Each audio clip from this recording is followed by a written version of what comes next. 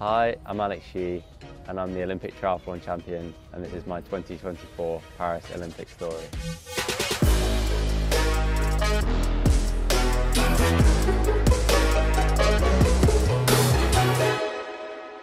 So, Olympic champion, when did you start to think that the goal was becoming, I mean, you were silver in Tokyo, so when did you switch the brain and said, okay, now I want gold for the next one? I think for me it was always about, just being better in myself and improving myself, and because I'd had such a, surprising run through Tokyo, and the silver medal for me at the time was absolutely amazing. I think, I celebrated that for sure, but I knew over the next 3 years I could get better and improve, and I sat down with my coach at the end of the 2021 year and we kind of labelled what it would look like to be the ideal athlete, the ideal person, what that looked like in terms of physiology, lifestyle, how I treated everything. And the first thing we wrote down to deliver an Olympic gold medal winning performance, I think it was optimize everything you have and race to the best of your ability on the day. And I really believe I did that on Olympic Day, and that's really special that I was able to do that. And I guess going into it, you kind of believe there's a chance, but I think until you've kind of done it and you look back on it now, it's really special to look back on it and think, yeah, wow, that was actually, it wasn't a perfect day, of course, but it was on that day my perfect day. So yeah, really special. The swim was probably one of the things that you always mentioned that you wanted to get better. How was that process of those 2 years or 2 years and a half?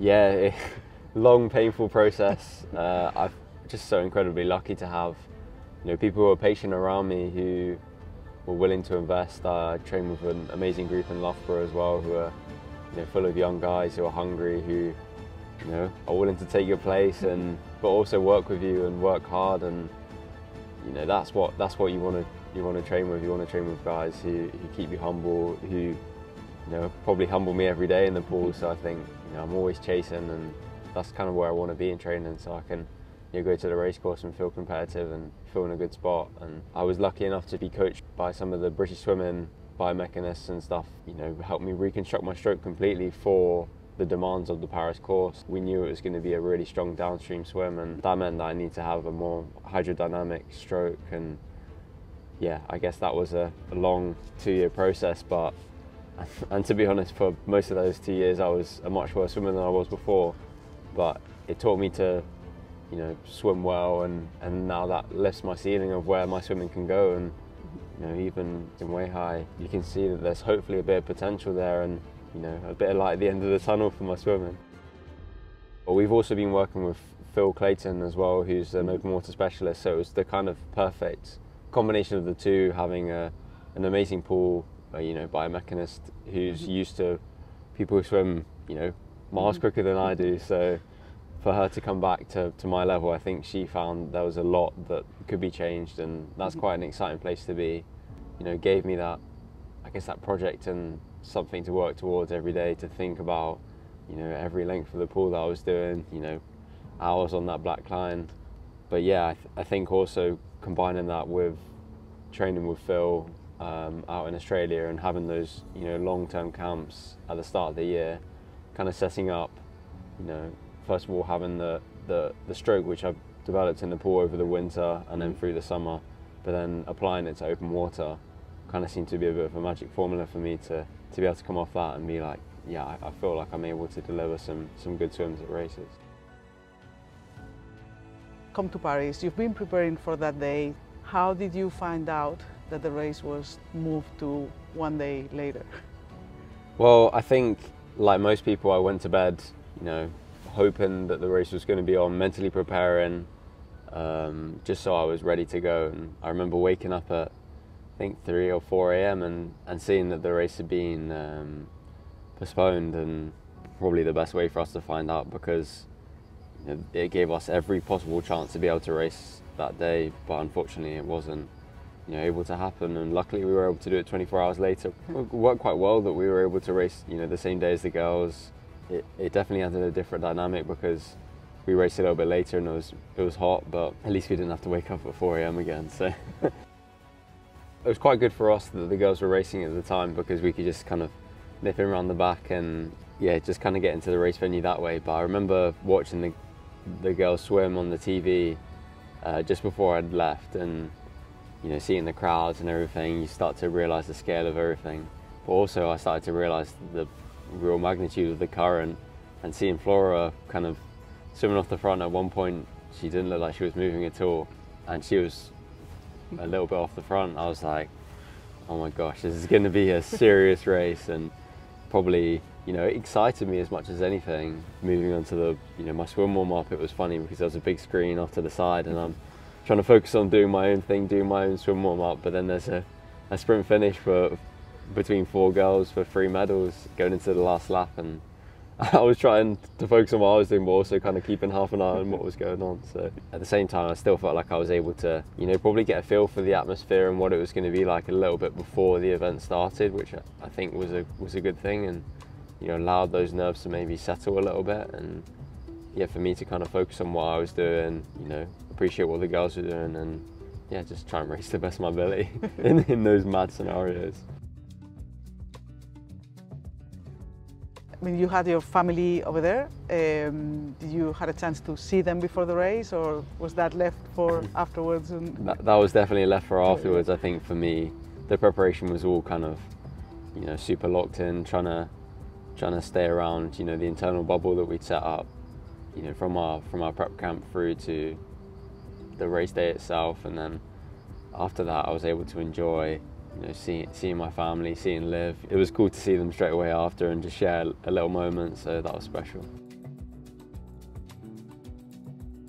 you saw yourself going out of the water. Was it where you expected? Was it better than you expected? Worse than you expected? Definitely the first lap was better than I expected. I think I came out even 9th or 10th out of the first lap and thought, wow, this is a totally new experience for me. And that was one of those moments where, you know, I'd been going through this two-year project of, you know, trying to swim the best I could. Sometimes it felt like it was clicking, but most of the time it really felt a million miles away. And then we've always said that it doesn't matter, you know, how things go until, you know, the 30th of July or the 29th of July. And yeah, it was that moment where I was like, okay, this is, you know, it sounded mad at the time, but it's actually working out quite well. So yeah, that was really special to kind of have that small moment during the race. But yeah, it was definitely much better than I imagined it would be.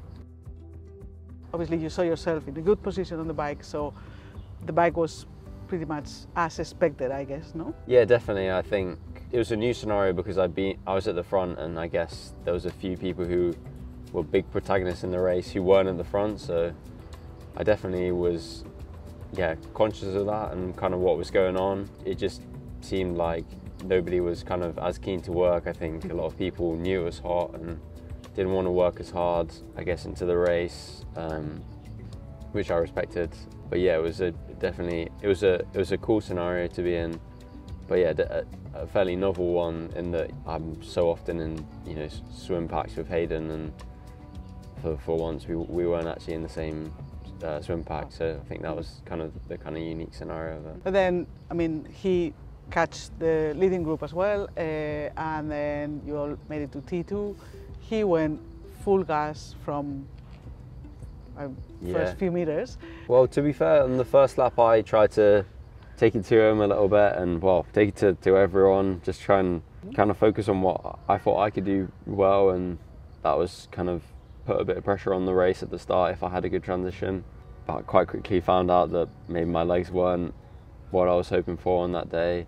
And yeah, when Hayden came past and started to put pressure on the race, you know, fair play to him, I couldn't go with him at that point, and had to make the decision to kind of back off and kind of race my own race, pace my own 10K the best I could. And I knew that, you know, as the race went through, there was a chance, but that chance was getting slimmer and slimmer and slimmer as he got further away.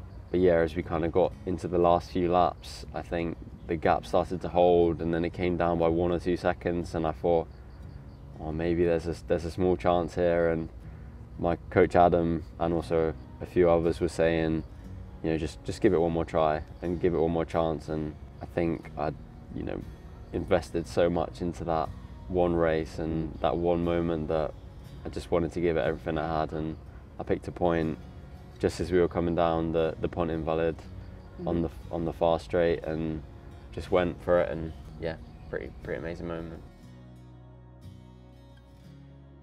For me, I wanted to just race the best race I could, and that meant if I'd given 100% and I came across the line 7th last, wherever it was, I would be happy with that, because it meant that I'd given everything I had, I'd optimised what I had in the day and given it all. I think if I hadn't have, given myself that one more chance, that one more try, I wouldn't be able to cross that line and have that piece of knowledge that I'd, really given 100%. And yeah, it led to a bit of magic. What was the moment where you thought, okay, I got this, I really can do it? When I crossed the finish line, I think you can kind of see from my reaction across the finish line that I'm still in a bit of disbelief. There's kind of quite muted celebrations because there's a bit of a shock of what's just happened, and I think it was an appreciation for the race that we just had and how hard Hayden and I pushed each other, but all the other guys as well. Let's talk a little bit about Sam and the role he played during the race. Was that discussed previously? Yeah, so a pilot athlete was something which was considered within our selection policy. Sam was brought in to deliver a relay leg and a relay performance, which he did amazingly, outstandingly, and probably produced the leg of the day in that Olympic relay. So I think that that was his primary focus, to kind of come in there, but also with his amazing physiology, he was able to assist me and help me out. Just be a legend in general in helping me to kind of be safe at the front of the race, kind of guide me through the race. And that moment where he dropped me off at about 1K was pretty cool, that he was able to share that moment with me. He gave me that extra little fire in my belly for the relay to really push myself, because I really wanted to give back to what he'd given for me, and it was special to share that medal together. Celebration, let's talk celebration. I mean, you're the most decorated triathlete in the UK, which is quite a big accomplishment, coming that Ali has even 2 gold medals. Has it sinked in, or how long did it take to sink in and say, like, so I have 4 Olympic medals? I honestly don't think I've afforded myself the luxury to pause, to be honest, with the fact we went on to Super Tri and I think we're like 7 weeks after and I've raced 4 times. When I think about it like that, it's just absolutely mental. And I definitely look back on that and probably reflect that I probably should have given myself a little bit more time to pause and appreciate and live in the moment. And I still think that Paris is going to take a long time to process, and who knows if I'll ever process something like that, because it's just beyond my wildest dreams. If I showed my 7-year-old self what I'd have achieved, he would be, he'd be in shock, I think. So what will come next? Like, let's say after Torremolinos, you're fully in celebration mood, reflecting on the Olympics as well. The next Olympic cycle is on your head, or not yet? I think I'm gonna definitely just enjoy this period until kind of the end of the year, and then definitely refocus into find some purpose. I'm not sure what that would be yet, but I think for me, to have purpose is so important, and the thing which excites me and gets me out of bed is just being a better athlete, being a better person, and I think that comes from different motivations at different points, and who knows what that will be. I'm sure it will still involve swimming. But open water swimming, maybe? Yeah, exactly. Yeah, I'm still chasing that perfect race where I'm able to swim extremely well, ride strong, be a big force in the ride, and then just run, the way I'm capable of running, or how I believe I'm capable of running. And I still feel like there's a way to go there. Still feel like I have a lot of potential within running that I can unlock, and I think that's exciting and a cool place to be, and still exciting me. And yeah, I think the sport is still evolving so much that you've got to be improving, and you've got to be getting better every year, because the level is just so amazing.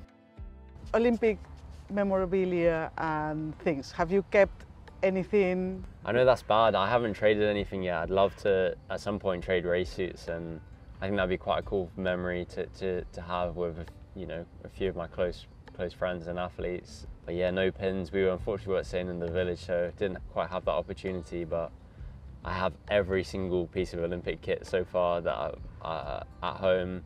I haven't almost had a chance to unpack anything, so I've got this big pile in the corner, which is really annoying my girlfriend Liv. So I'm sure I'll go through that at some point and, you know, try and do some retrospective trades, but also just give some of that stuff away to people who have, you know, helped me so much, and also, you know, keep some bits for myself to celebrate. You were the flag bearer on the closing ceremony. How did that feel, and how were you told that you were going to be the flag bearer? Yeah, so the way I was told that I was going to be the flag bearer is I'd actually forgotten the shoes that I needed to wear for the closing ceremony. So I was told to keep my phone near me, and somebody from BOA would be in contact to hopefully sort out some shoes or something. And I thought, when they call, I might be in trouble, like what's going to happen? And then the chef de mission called me from Team GB and said, how would you like to be flag bearer? And I was, yeah, a bit shocked that he said that, but it was, yeah, a massive honour to be able to share that moment with Bryony, who was also a gold medalist from Team GB. And yeah, it's hard to put into words, and it's been a pretty special year. And you even got the Tom Daley's sockets for the medal, so do you keep it? Yeah, so Tom kindly made me medal pouch for my gold medal, which is really special of and really kind of him to be able to do that. You know, he's a massive ambassador for you know, Olympic sport, and I think what he's done for it has been amazing, and for him to be able to do a small gesture to me was pretty special.